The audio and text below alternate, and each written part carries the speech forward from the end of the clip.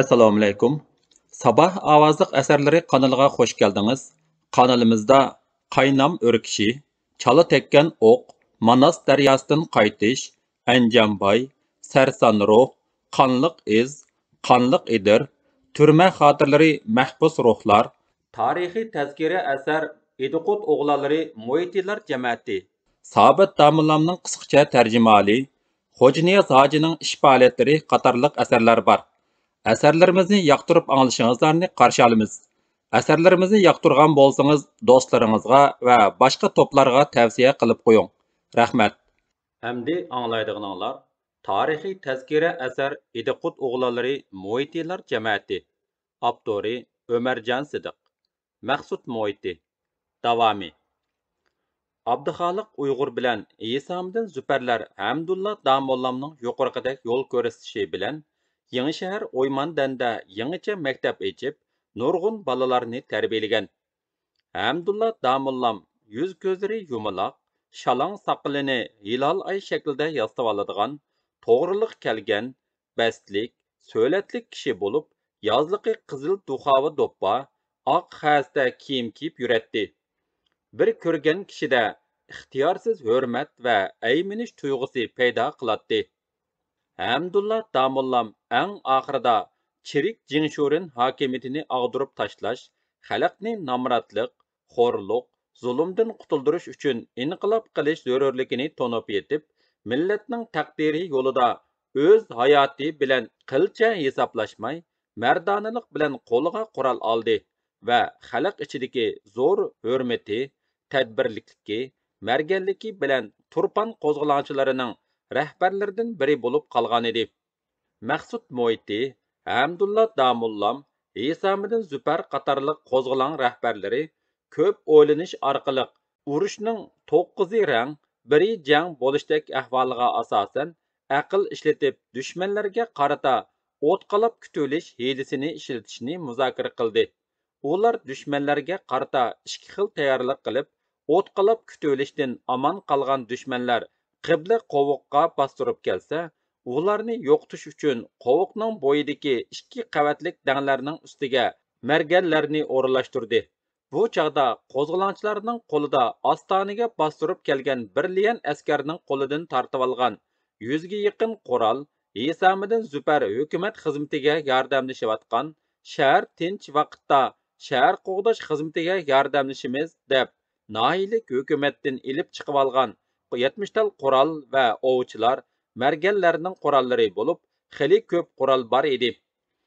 Ayni yillarda Turpanga Urumchidan keladigan, Yorg'uldan o'tadigan g'arbiy yo'l bo'yida Chajangbi deydigan murosim supsi bor bo'lib, bu yer Turpandagi amaldorlar Urumchidan kelgan hukumat xodimlarini kutib oladigan joy edi. Qo'zg'olonchilar bu joyga mahalladan nurg'un o'tin to'shib kelib, 50 necha yerga gulxon yiqishga tayyorlik ko'rdi.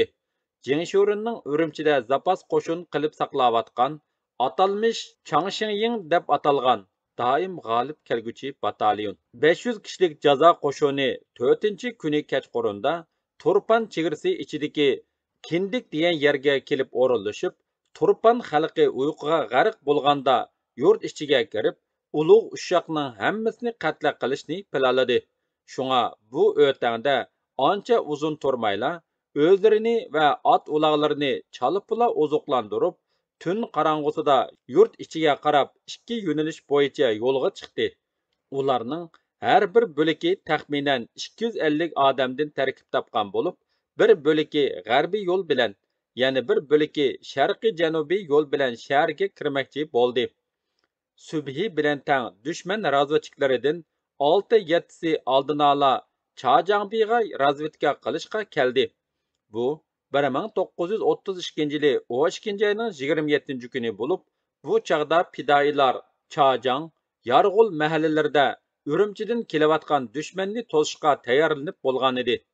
Dushman razvedkachilarini ilgari Chatqal yezida jisa bo'lib, hukumat xizmatini ishlagan, alhol hozirgi vaqtda qo'zg'olonning rahbarlaridan biri bo'lib qolgan Temur Jisa hoji amaldor qiyofatida gerim qilib, qizg'in kutib oldi.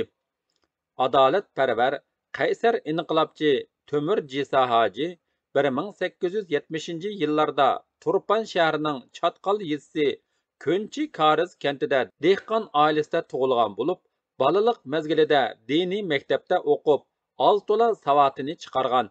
Kichkidan boshlab dehqonchilik amgiki bilan shug'ullanib, yoshlik mezgillaridan boshlab danglik chilishchi, usta o'g'loqchi, jamboz bo'lib yetishgan. Yurtma-yurt yurib, chilish, o'g'loq tortish faoliyatlariga qatnashib, to'nilgan palvonlarni yengib kelgachga, yurt ichida dong chiqishga boshlagan. Yavoshni bo'zaq qilmaydigan, yomondan qo'rqmaydigan xarakteri bilan kambag'allarga zulm solgan boy, zo'migarlarning adibini bergachga, xalqning hurmatiga erishgan. Keyin shu vaqtdagi hukumat uning yurt ichidagi obro'yini ko'zda tutib, uni jisa asli jincha, ya'ni razvedka qilg'uchi degan so'zdan kelib chiqqan bo'lib, hukumatga vakolatan o'g'ri, qimorvoz, jidalxo'rlarni, yurt ichidagi majralarni bartaraf qilib qo'ygan. Temur jisa arz da'vo ishlarida haqqoniy maydonda yo'qsullar tarafda turg'achqa, ayni davrdagi hukumat uni haj safariga avatib etib, uningdan qutulmoqchi bo'lgan va uni jisalıqdan qaldırıvetken. Tömür Jisa Hacı haj seferinden qaytib kelgandan keyin 1925-yillar atrofida Turpan Yengshahardagi Oqsaroyning yinida o'ltirishliq kichik otasining yiniga ko'chib chiqib, ushoq tijorat bilan shug'ullangan. Bu yerda Hamdulla Damollam, Abduxoliq Uyg'ur, Isomiddin Zufar qatorliqlar bilan tanishib, ideya jihatda zo'r darajada ilgirlagan.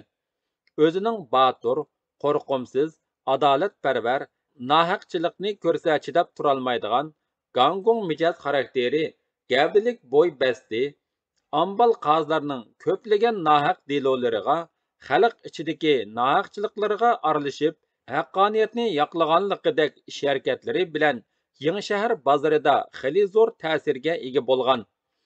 Turpan dehqonlar qo'zg'oloni portlagandan keyin Hamdulla Damollam Abduxoliq Uyg'urlarga agishib, qo'zg'olonga aktiv ovoz qo'shgan edi.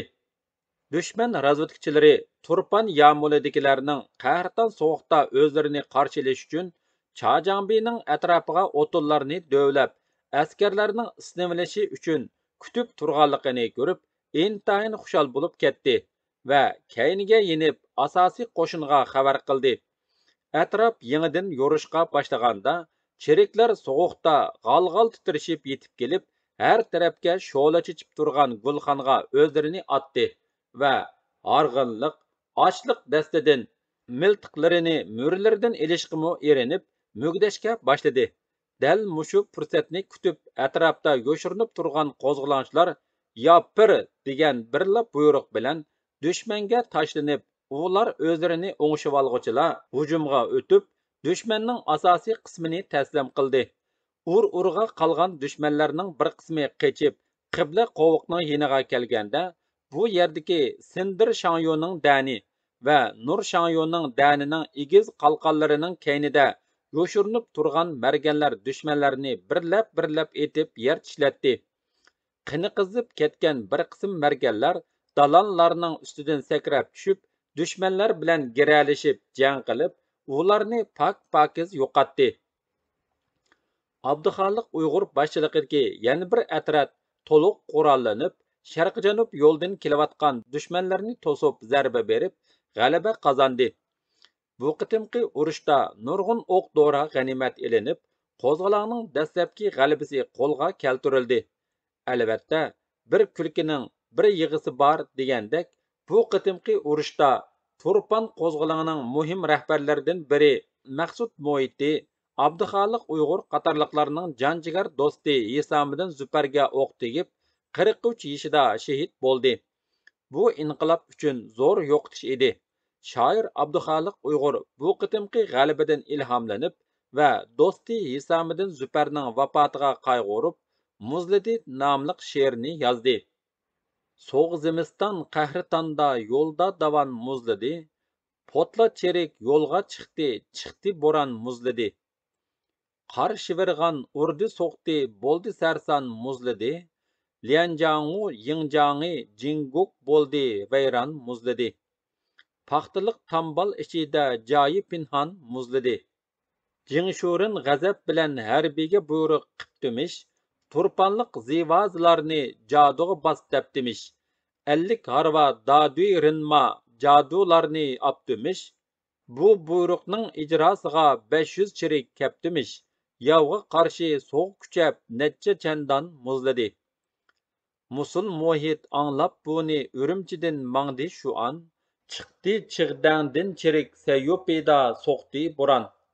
Keldi turpanğa xabar chirik aşquncha davan, ruslanib qarshi ilishqa chiqdiq oldiga taman.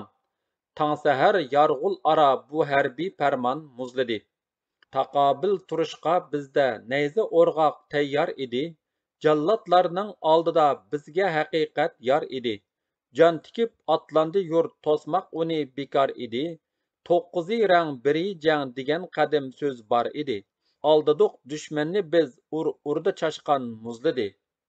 Bamdad birla Rafiq hisamidin boldi şehit ve kafa bila şahid deb Rasulum Allah'a it. Ahli turpan hazıda ayrıldı oğludin isit. Haqiqat qurbanı sen Allah nisip qılsun bihiş. Küngümü boldi musibet tutuldi asman muzladi. Aqargan tang sübhiga tushdi qizil qon jilvisi. Ucuqup boldi şukem palet çirikning hammisi. Pak-pakiz tushdi qo'lga o'q va miltiq jamisi. Qaldi jon qayg'usida loyi ambal to'ngchisi. Misli kech kuzda chivindek hali perişan muzladi. Bu qitimqi jangning aynan ko'rinishi bo'lgan Jingshurun chiriklari sharmandilarcha mag'lubiyati qattiq masxara ostiga ilingan. Bu she'r fidoyilarning chin yurakidagi hissiyotini aks ettirgachga eg'izdan eg'izga ko'chib yodlanib bugungi kunga qadar yetib keldi. Bu qitimqi dushmanni o'tqalab kutilish urushi jang tadbirining o'zgachiligi, qo'zg'olonchilarning intayin zo'r jasorat bilan dushmanni talto'kis yo'qotganligi, dastlabki urush bo'lishiga qaramay ilingan o'ljining ko'pligi bilan mashhur bo'lib qoldi. Kon shahardagi Jingshurun askarlari qo'zg'olonchilarning Ying shaharni ishg'ol qilib olganligini bilgandan keyin Kon shahar darvozasidan chiqish u yoqda tursin, balki shaharning ichki va tashqi darvozalarini ichidan qish bilan qirlab yetavatdi. Bu ularning Urumchidan yordam kelishini saqlab yetishi bo'lib, bu ish qo'zg'olonchilarning kuch to'plab olishiga yaxshi fursat yaratib berdi. Yezalardagi dehqonlar shaharga to'solg'usiz kirib chiqib, ixtiyoriy fidoyi bo'ldi va shaharni oziq-tulik bilan ta'minlab turdi. Dal shu chog'da Maqsud Mo'ytining aksi Musulbay Urumchidan Jingshurun askarlarining qo'zg'olonni bostirish uchun kelayotganligini ma'lum qildi. Gochingdinmi nurg'un askarning Turpanga qarab kelayotganligi haqida xabar keldi. Jingshurun askarlari Urumchi va Goching taraflaridan Turpan xalqini bostirish uchun kelyapti degan shum xabar Turpan vaziyatini jiddiylashtiribdi. Chunki bu qitim kelayotgan dushmanlar muntazam qurollangan, jangovarligi ustun askarlar bo'lib, ularni hargizmo sal chog'lig'ili bo'lmaydi. Xalq bir tarafdan qo'zg'olon rahbarlarining dushmanga qarshi turishda qandoq chora tadbirlarni belgilab chiqqanligini anglashga tashna bo'lsa, yana bir tarafdan o'ylarini shahar ichidan sepil tishiga ko'chirish tayyorligini qilyotdi. Mashiming, Maqsud Mo'yti, Mahmud Mo'yti, Musul Mo'yti, Hamdulla Damullam boshliq yurt mo'tvarlari Turpanga yaqin kelib qolgan dushmanga qandoq taqobil turish, dushmanni qandoq tarmar qilish haqida Hamdulla Damullamning hovlisida bir kecha muzokara qilishdi. Chunki bu hovla qo'zg'olonchilarning Seling bu shtabi bo'lib qolgan edi. Davomi bor.